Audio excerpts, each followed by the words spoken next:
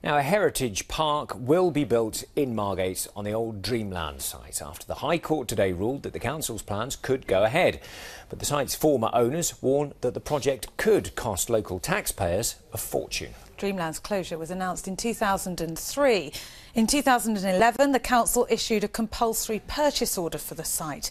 The owners objected, but the High Court upheld that decision.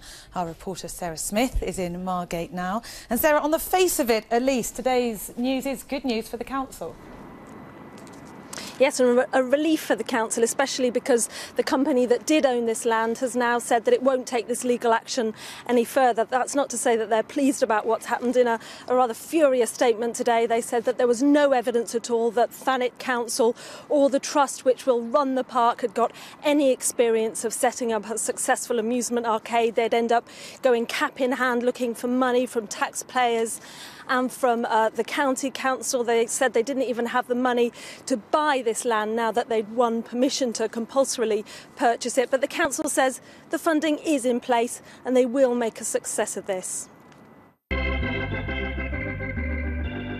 In the good old days, it attracted visitors from far and wide. So are the good days coming back? The council has £10 million in government and lottery grants to get Dreamland open. After that, it needs to pay for itself. We're confident it will pay for itself. We've done the sums and we've got really good people in place. We've got Wayne Hemingway doing the design for the project. There's going to be a lot of publicity, and I think it'll be something that will snowball. Once it does open, I'm sure it'll go from strength to strength. And Wayne Hemingway agrees, convinced his vision will bring in the crowds. We need to attract people from all around the UK to think about Margate and to think about Dreamland as a destination. It's not impossible, but it's hard work, but we're going into this believing that we can succeed.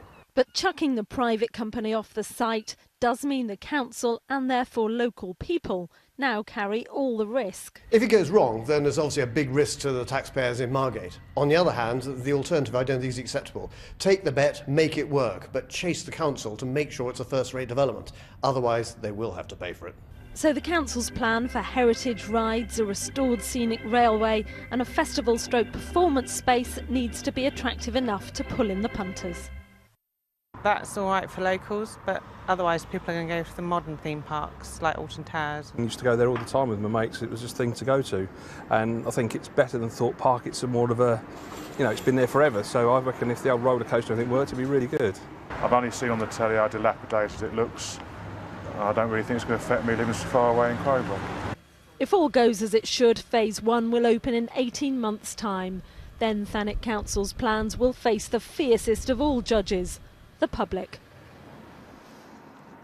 But the council is convinced that it does have a winner here, and it says that success of the Turner Contemporary just along the seafront means they're expecting even more visitors than they'd originally planned for.